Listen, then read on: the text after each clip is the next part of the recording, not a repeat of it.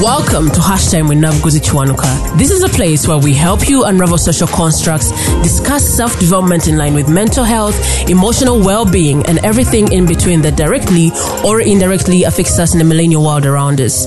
If you're hearing my voice for the first time and are the kind of person who is not scared of being a better version of yourself even if it requires you to contradict who you were 24 hours ago, consider this your virtual home. I'm your host, Nabuguzi Kiwanuka, and I cannot wait to engage with you in the various conversations.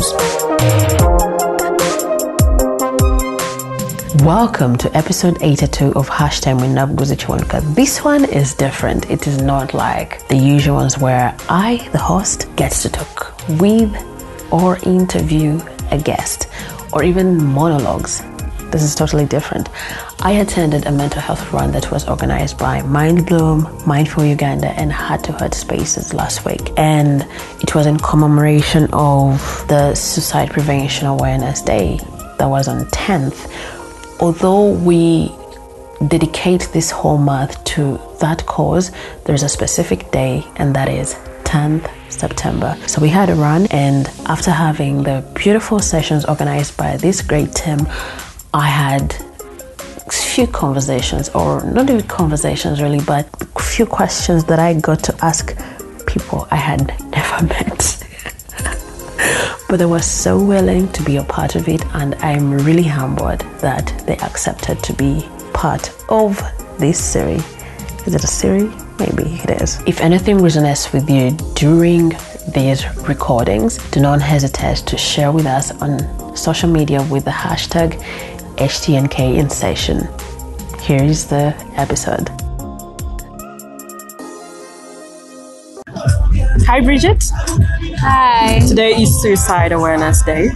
Yes. When was the first time you heard about suicide?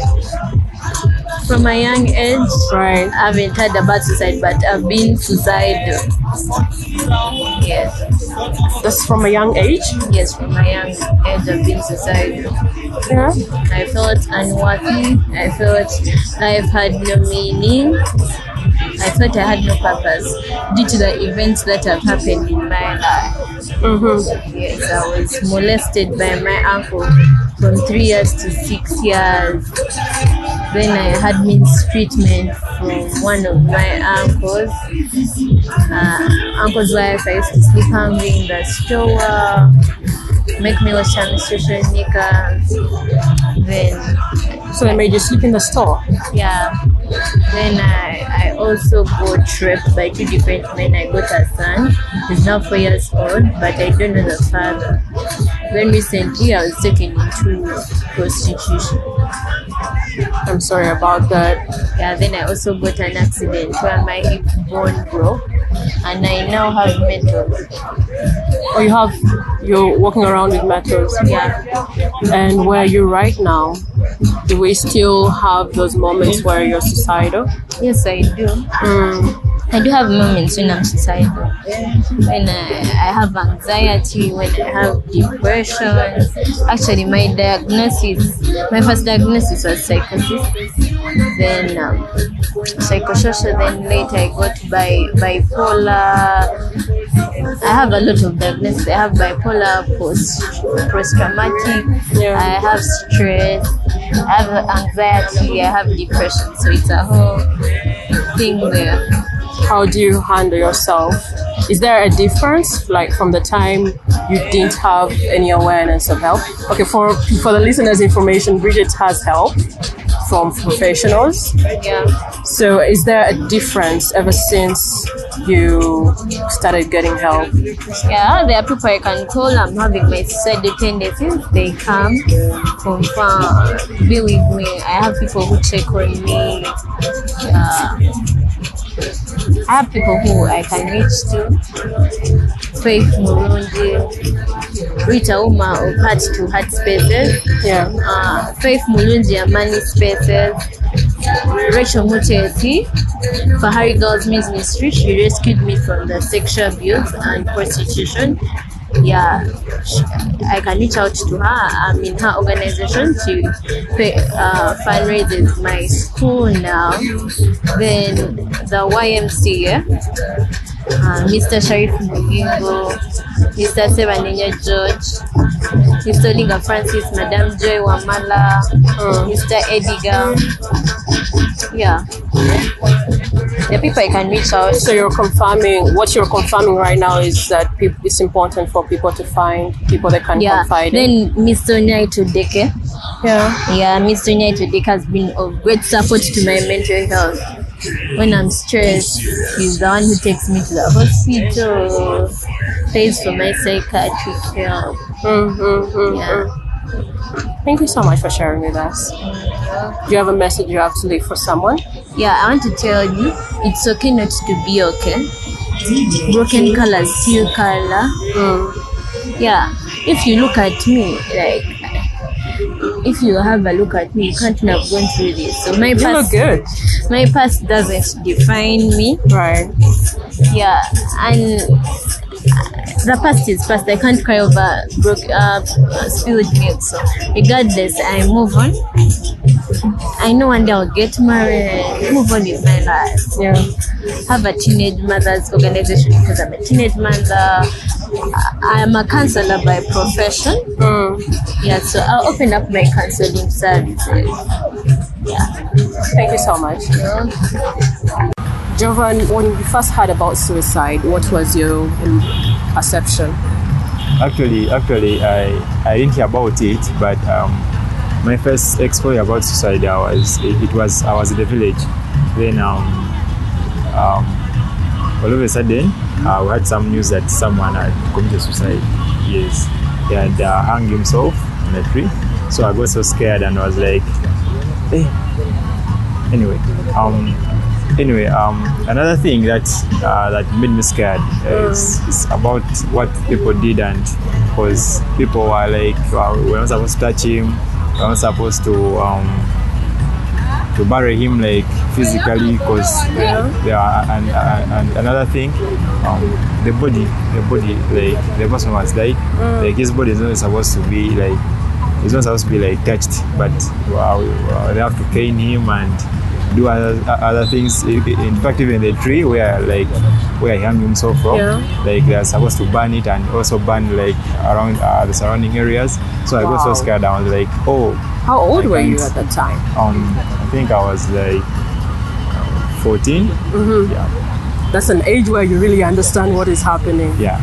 So I was like 14. Going forward, what did you think about that when it comes to suicide? So actually, when I heard about that, I really got so scared. I was like, in my life, I would never do something like to do that. So that your body is not flogged. Yeah. And where are you right now when you think about suicide? Where is your mindset? Right now, my mind, for example, there are very many things that stress me, because work and relationships. Yeah. And I get kind of depressed and I get those sad moods. But I think the best option is maybe to find someone to talk to. Oh yeah. Yes, and maybe you get away for one. Yeah. Thank you so much. Hi, Drateru. Hi, Nabuguzi. The carefulness. Hey. Today is Suicide Awareness Day. Yeah. What was the first perception when you first heard the word suicide, or even the act itself when you heard that someone had died by suicide? First scared, then the next thing is why? How did it get to that? Yeah, mainly those two. First it's creepy, then the next thought is, how did it get that bad that they had to do that? Is it like one case that you had in your life? Not one. I've had a couple of cases. I've not witnessed, but at least I have heard of, and yeah. And it was the same questions coming up?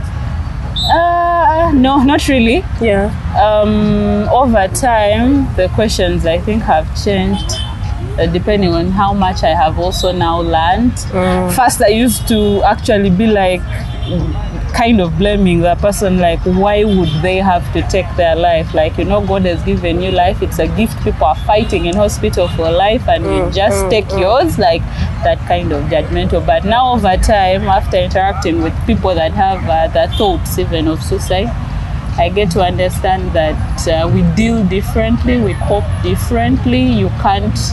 You can never 100% understand what the person was really going through to reach that point. So, yeah. And what message would you like to leave the listener with? One thing I would always say is life may not deal you the best cards. We all have ups and downs. Even when you see your neighbor smiling, it's not that everything is perfect. Be kind to everyone around you. Take time to listen, especially people you love, even when they are smiling, even when they are the happiest. Just as simple, how are you doing? Not to get the usual I am fine, to get in deep, like how are you really doing? Did you eat? If you ate, did you like your food? Are you constipated? Yes. If not, like, okay, do you have the meal for tomorrow? Is it something you're worrying about? Like, what's stressing you most right now? Most times we end the how are you with the normal I'm fine, okay, and you brush it off, and then the next day, you know, someone killed themselves. That's and then true. you're asking yourself, what did I miss? It is the small how are yous that we miss. Like, what could stress me cannot stress you. I may be stressed so much that I want to take my life because people don't greet me, because people don't talk to me, and that is enough for me to feel I'm useless. But you on the other side could be okay with that. Like, I mean, why are you greeting me? I'm comfortable with myself. Right. So my message would really be kind, be thoughtful, look out for people, especially those you love, and just a normal checking in on someone next to you doesn't cost you much. You don't lose anything. Right. Thank you so much. You're welcome. Hi, Emily. Hi, Nabuguzi. Oh my goodness. She had to first check the paper. Yes, please. Your name is unique. Thank you so much. Welcome. Thank you for being part of this. Today is Suicide Prevention Awareness Day, and I would like to ask you what your first perception was when it comes to suicide. Thank you so much. When I heard about suicide, well, I felt like it means you feel like you've lost it all in life, like no future, no one likes you, no one wants you, so you just have to go, like, and how do you go? You die. So kill yourself, find a way to kill yourself. That's how I would define suicide. And when you used to hear that someone had died by suicide, what would come to your mind? Very sad, like really sad. At some point, if I knew the person, maybe I've ever met them outside there or schoolmates, I would definitely shed a tear, and I would ask, really, of all things, is there no one who could help this person? Like, no single soul who could come out and touch this soul and tell him or her, like, no, the world is not ending today. You still have hope tomorrow. Like, there is always light at the end of the tunnel. Like, you can't just end your life now. You can still find a future.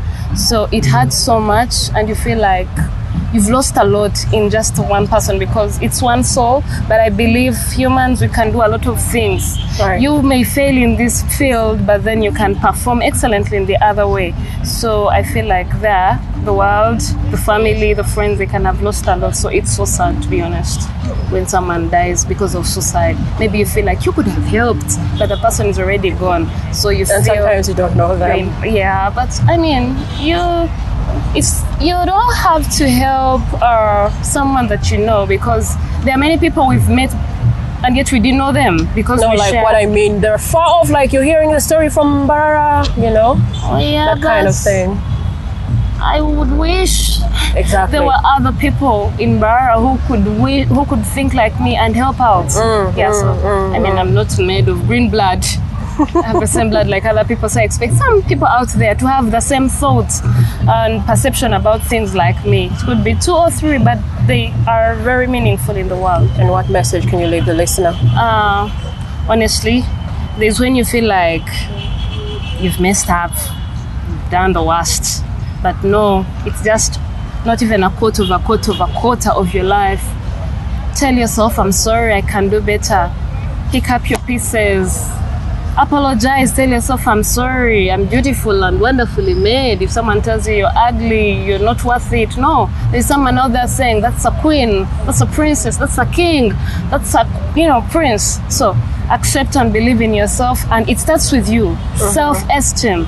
If I tell myself that I am beautiful, even if I meet another person and they're like, you're not beautiful, I don't know.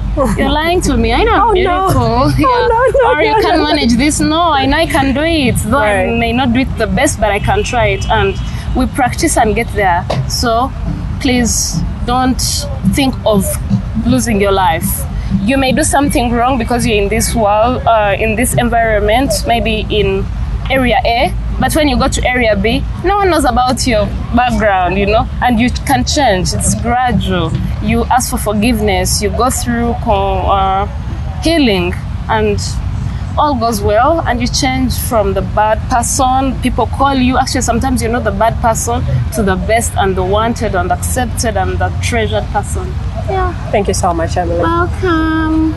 Hi, Silas. Hi, how are you? Good. Today is Suicide Awareness Day, and you are present for the mental health run. What was your first perception when you heard about suicide? So my first perception was, I used to think suicide, it's only in movies. Oh, yeah? Had never seen someone commit suicide until I saw a status update of someone. It was more of like a suicide note. Oh, yeah. With actually a full string. So I was like, let me just reach out to this person and talk to her, and she was like, yeah, things are not going right. Hostel fees, tuition, food, what? So they just wanted someone out there to reach out, but they didn't have like a specific person. So they were like, let me just post on my status. Maybe someone will find the message and will pick interest. So I was like, but you had friends, and they were like, no, friends, my friends turned into like escorts. Oh. Sorry to say. For them to sustain themselves? For them to sustain themselves, so that like they have the money, they buy the iPhones of this world. Wow. They have the JBLs in their rooms and what.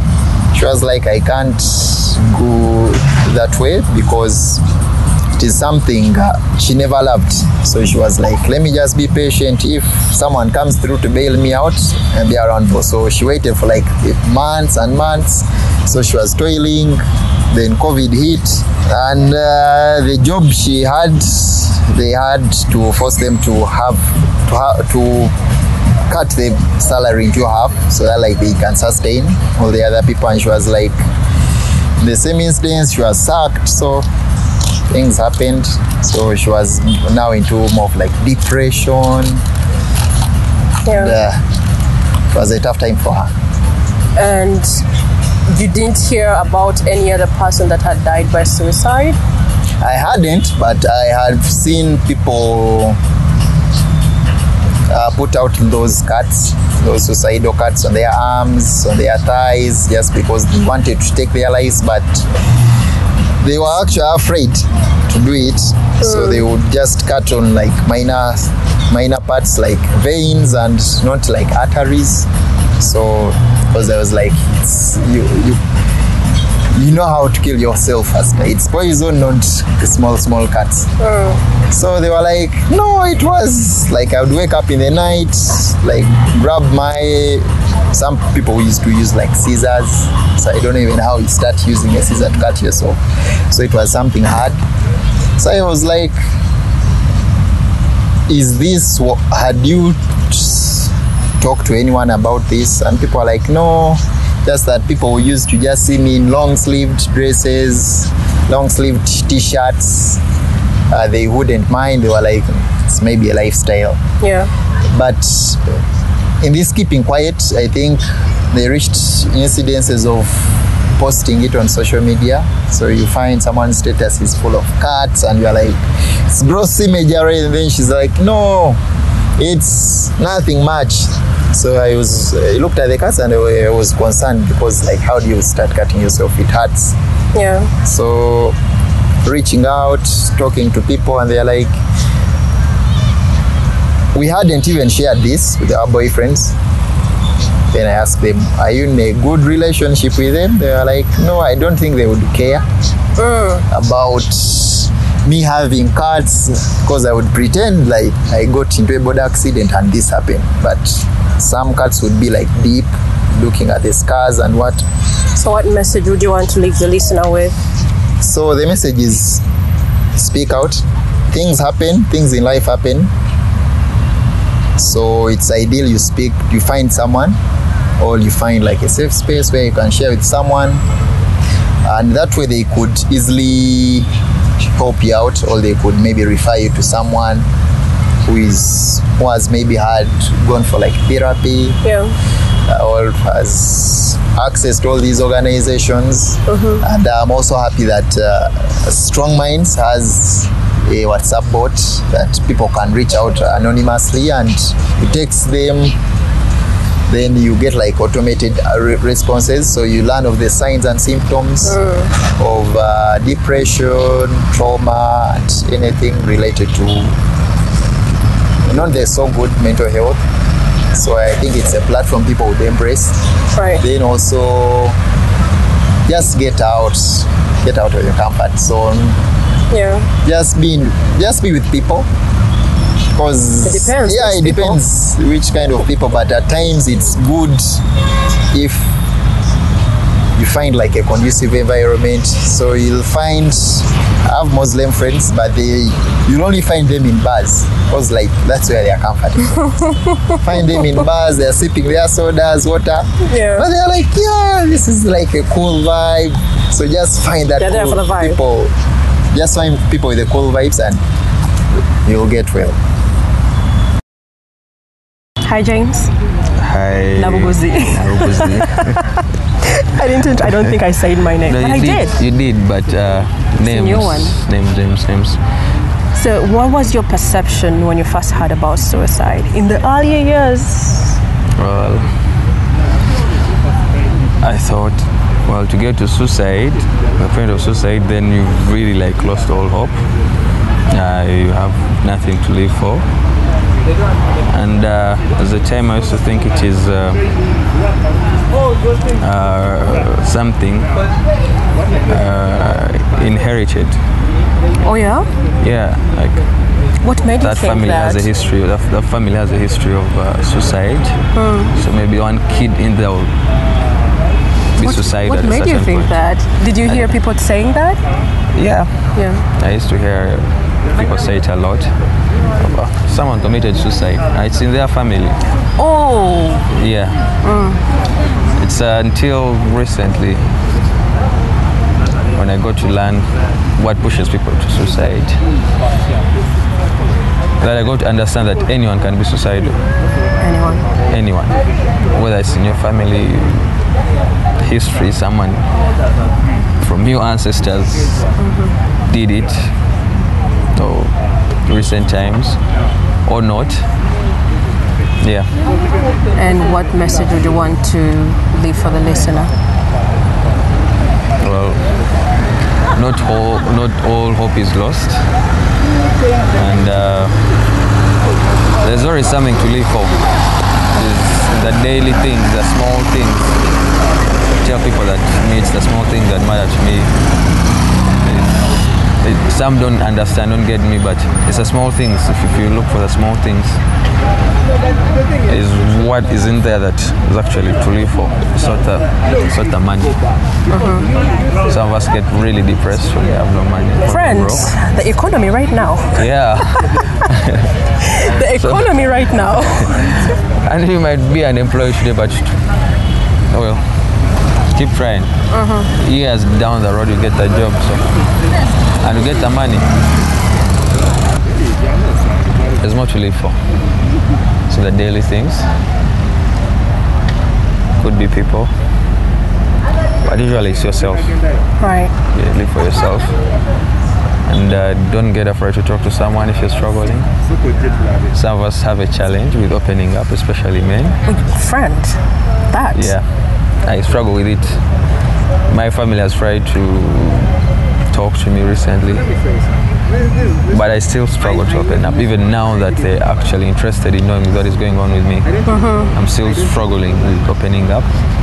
I've tried to start up like a safe space for men. Oh yeah? Yeah. But that can be successful if I've not worked on my side. That part. Yes, I'm trying to work on myself first. It's hard to open up, that's the truth. I'll talk to someone's always willing to listen, someone cares. And listen to people. If you're out there and you think I have no issue, but if someone approaches and talks to you, listen. Without judgment. Without judgment. That's very important. Without judgment, even though you don't understand what they're struggling with, but listen. Don't judge them. Don't say you should have done this, you could have done this. You're in this position because of this or because of that. No. It makes it worse for them. Don't tell them what they should have done or what they could have done. Just let them know that it will end. Right. They'll be fine, they'll be better. Yeah. Thank you so much. Thank you. Hi Sheila. Hi. Today you are present for the mental health run. Yes. In commemoration of Suicide Prevention Awareness Day. Yes. What was your perception of suicide? At first I thought it was a sign of weakness and the person wasn't strong enough to handle what they were going through and they didn't love the people around them enough to stay for them. That's what I initially thought when I first heard about. Yeah. And where are you right now? Right now, as someone who has been down that road, oh yeah, I know it's totally something different.